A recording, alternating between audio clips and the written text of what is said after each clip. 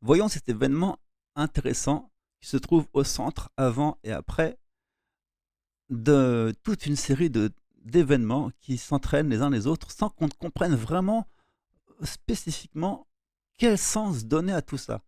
À part que quand on cumule toutes les informations, les choses paraissent plus claires. Washington abandonne l'exigence de désarmement du Hamas comme condition de cessez-le-feu à Gaza. Washington, c'est Trump. Et Trump, il dit ce qu'il faut pour avoir ce qu'il veut au moment où il le veut. Si après il veut autre chose, eh ben, il va dire ce qu'il faut pour avoir autre chose. De toute façon, le croire est de la débilité mentale. Donc, à partir du principe que il dit, il fait, il ordonne, il exige, tout ça, tous ces verbes sont des mensonges d'office. Mais la question, c'est que est venu dans la conversation le désarmement du Hamas et qu'ensuite il a dit non, ne vous inquiétez pas, tout va bien, on va pas vous embêter. Qu'est-ce qui se passe avant et qu'est-ce qui se passe après? Parce que quand quelqu'un dit ne vous embêtez pas, on va pas vous embêter, c'est qu'il a prévu autre chose, hein, c'est sûr. Là, à ce moment-là, on est dans la suite de l'événement où Trump coupe les ponts avec Netanyahou. Pourquoi coupe-t-il les ponts avec Netanyahou ou pourquoi a-t-il besoin de faire croire qu'il coupe les ponts avec Netanyahou? Est-ce que c'est officiel? C'est une question vaste. Juste avant, il y avait le Hamas prêt à suspendre ses opérations militaires et à céder le contrôle de Gaza si un cessez-le-feu est respecté. C'est-à-dire qu'eux, ils sont tellement sûrs qu'ils ne veulent pas respecter de cessez-le-feu qu'ils sont même prêts à mettre leurs mains à couper. Ils savent très bien que c'est ridicule. Reprenons depuis le début, parce que c'est compliqué. J'aime bien cette remarque. Un jour, Israël pourrait bien regretter le Hamas, parce que c'est un très bon analyste. Mais ce qui nous intéresse, nous, c'est Trump coupe les ponts avec Netanyahou, ou du moins fait croire qu'il le fait. Ce qui nous intéresse aussi, c'est lorsqu'il abandonne l'exigence d'un cessez-le-feu, c'est parce que préalablement, Israël a dit d'abord vous déposez les armes et ensuite on cesse le feu. Ce qui est comme une sorte de provocation ou de bonne blague au choix. Mais ce qui se passait, c'est qu'il y avait un accord pour la libération d'un soldat israélo-américain. Donc, pour obtenir la libération de ce soldat, qui d'ailleurs, entre parenthèses, est un petit peu excité parce que lorsqu'ils ont diffusé la vidéo pour lui montrer sa tête, il disait vous êtes devenu fou, pourquoi vous n'avez pas encore arrêté cette guerre? Ce captif, du nom de Edan Alexander, est un petit peu rebelle quand même. Et en particulier, il a refusé de rencontrer Netanyahou après sa libération. Alors d'abord, c'est le Hamas va libérer Alexander dans le cadre d'un nouvel accord pour Gaza, avec à la clé un cessez-le-feu. Comme ça, Trump, il a sa petite victoire et il peut dire grâce à moi, nanana, je suis le plus fort. Ok. Mais Netanyahou rejette le cessez-le-feu en échange d'un otage américain. Alors, tiens donc. Donc Israël bombarde une école, tant qu'à faire, pour bien montrer qu'ils sont très en colère. Israël est en train de vriller entre l'enfer de Gaza et un pays divisé, parce qu'il faut dire qu'au sein même d'Israël, les gens ne sont pas non plus très satisfaits. Toujours Jeremy Sakil, qu'on a vu tout à l'heure, le Hamas affirme que Witkoff a personnellement promis de lever le blocus de Gaza en échange d'Eden Alexander. Il a été libéré, mais dans ta face, rien du tout. Aucune levée du blocus. Et là, la question se pose. Question numéro 2, grand 2. Levée du blocus. Qu'est-ce que ça veut dire? On a un sujet super intéressant qui est enchevêtré avec le premier. Ce qu'il nous faut maintenant, c'est aller en aval. Parce qu'on a été voir comment ça se passait en amont. On va aller voir en aval. Libération d'un soldat, mais aucune contrepartie pour le moment. D'accord. On va partir sur cette ligne-là. Israël reprend son agression, ça c'était il y a quelque temps déjà. Israël approuve le plan de conquête de Gaza de déplacement massif. Et là, on a quelque chose. Alors déjà, il approuve son propre plan, donc il s'auto-approuve. C'est quand même très pratique. Allez, hop, je décide, et donc je m'autorise, et donc j'ai raison, et donc je suis autorisé. Et donc voilà ma justification. C'est moi qui veux. Trump promet d'aider les Gazaouis affamés face à une crise humanitaire. Ce subterfuge n'a pas tenu longtemps, parce qu'on est juste avant dans le cadre de plan de conquête de Gaza et déplacement massif, donc appropriation des terres et éjection des humains ou choses vivantes diverses qui restent encore sur la surface de cette chose. On est vraiment dans une épuration ethnique et tous les mots habituels dans le nazisme normal de notre époque, soyons tranquilles pour le dire. Et tout d'un coup, encore une fois, Trump se met en contraposition avec les volontés d'Israël en disant on va aider les Gazaouis affamés à cause de cette terrible crise humanitaire. Oui, c'est intéressant parce que les paradoxes obligent à prendre plus de recul pour avoir une compréhension globale de ce qui se passe. Si on suit les événements les uns après les autres, on ne comprend pas trop.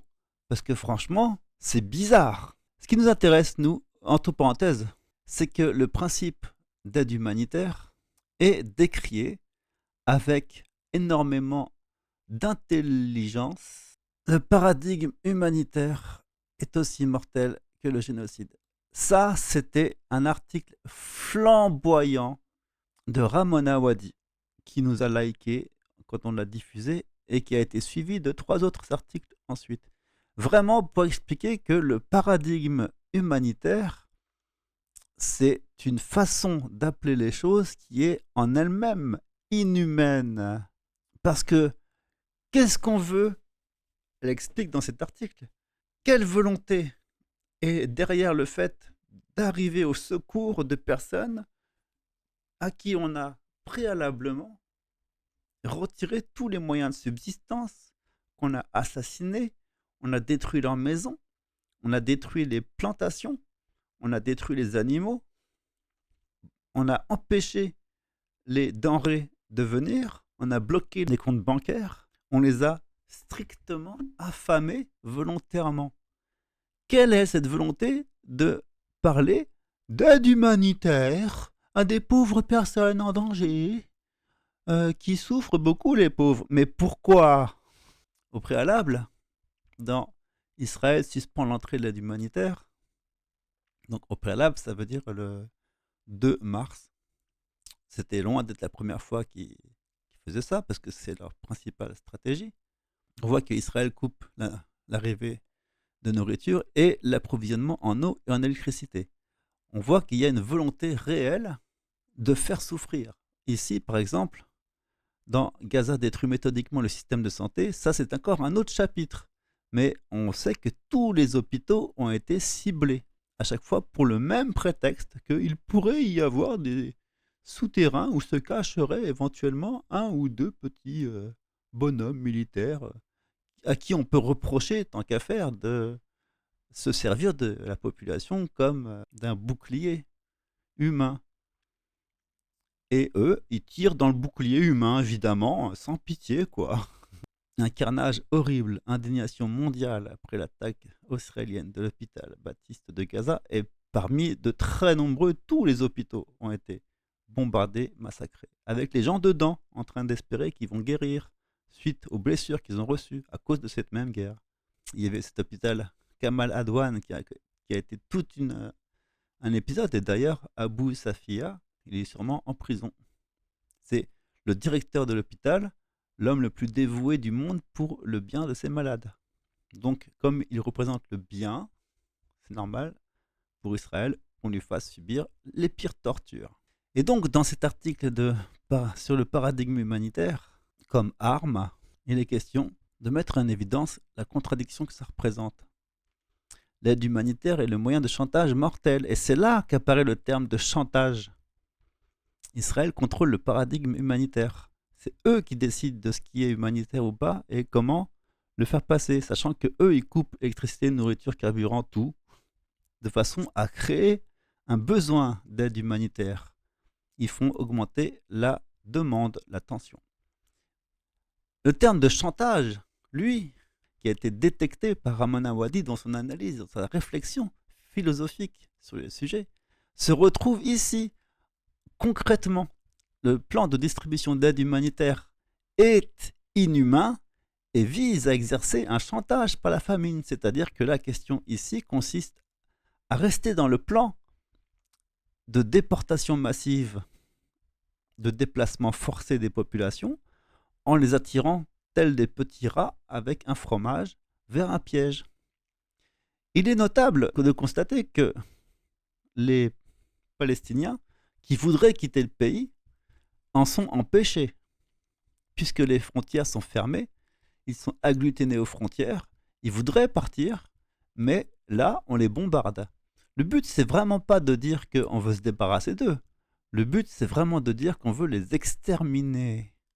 Et les moyens pour le faire sont encore plus sadiques que simplement leur tirer dessus ou d'envoyer une bombe tout raser d'un coup. Ce serait plus simple. Mais non, il faut qu'ils souffrent. Il faut qu'on leur donne des espoirs. Il faut qu'on leur enlève ces espoirs. Il faut qu'on les détruise psychologiquement jusqu'au dernier morceau de ce qui reste. On leur dit, ça y est, on va vous sauver. Ah non, finalement. Ça y est, vous pouvez partir. Ah non, finalement. La reconnaissance faciale pour filtrer les Palestiniens en quête d'aide humanitaire. Et là, c'est là qu'intervient une des plus récentes questions sur le sujet, c'est que les personnes qui vont venir chercher cette aide humanitaire pourront être scannées, reconnues, détectées, et on a donc un côté utilitaire au fait de rassembler des populations dans des endroits prédéterminés. Et tout d'un coup, Israël accepterait de reprendre son aide humanitaire, qui est vraiment très généreuse, par l'intermédiaire d'une fondation américaine. Ce qui est intéressant, c'est que dans cet article de Euromed Monitor, qui est vraiment un très très bon outil de compréhension de la situation, par son honnêteté et intégrité, on apprend que, bon, évidemment, le projet de distribuer l'aide humanitaire n'est rien d'autre qu'une nouvelle tentative ou manœuvre visant à prolonger le blocus total et illégal. Cette initiative réintroduit la famine, donc l'aide humanitaire introduit la famine, normal, sous couvert humanitaire cette fois, en légitimant son utilisation continue comme arme dans le contexte d'un génocide qui dure depuis 19 mois. Et là, tout d'un coup, si tu as une base de données gigantesque sous les yeux, il ne faut pas hésiter à prolonger la recherche sous couvert humanitaire. Parce que figurez-vous que le thème de la guerre humanitaire ne nous est pas inconnu. Nous avons 155 articles sur le thème de la guerre humanitaire. Ça commence en 2010. N'oublions pas à quoi ressemble une intervention humanitaire. William Bloom, encore les auteurs qu'on ne voit plus aujourd'hui. Libye, sanctions. Sachons pourquoi la Libye a été désignée par une intervention humanitaire. Il faut revenir dans les dossiers de l'époque. Mais on voit que déjà, c'était quand même une stratégie bien ficelée. Libye, l'aide humanitaire, des groupes de bataille de l'UE se préparent. C'est comme ça qu'ils ont littéralement vidé de sa substance la Libye, qui était un pays riche, en prétendant apporter de l'aide humanitaire. C'est exactement le contraire de ce qu'ils font. C'est normal. C'est bien d'avoir du recul de l'histoire. Après avoir refusé de participer à la guerre en Libye, le gouvernement allemand se ravise. Oh oui, tiens donc. Le ministre des Affaires est prêt à envoyer des troupes pour fournir de l'aide humanitaire aux civils libyens. C'est marrant parce que c'est l'Allemagne qui agit comme aujourd'hui Israël. C'est vraiment pas seulement Israël et les États-Unis, mais l'Allemagne et Israël, la France et Israël. Tous les pays d'Europe occidentaux et Israël sont toujours reliés. Et quels que soient les clans politiques, gauche, droite, haut, bas, devant, derrière, diagonale gauche, diagonale droite, etc., tous autant qu'ils sont reliés à Israël, de toute manière. Ce sont des groupes militaires de la dimension d'un bataillon, chacun faisant 1500 soldats hautement entraînés pour être projetés avec un préavis de 15 jours dans les zones de crise lointaines, comme celle des Fine States aux États-Unis. Oh! Parce qu'aux États-Unis aussi, ils en ont des États faillis. Étant donné que les USA ne sont pas disponibles pour envoyer des troupes en Libye, oui, non, on est occupé. Mais fais-le à ma place, vas-y.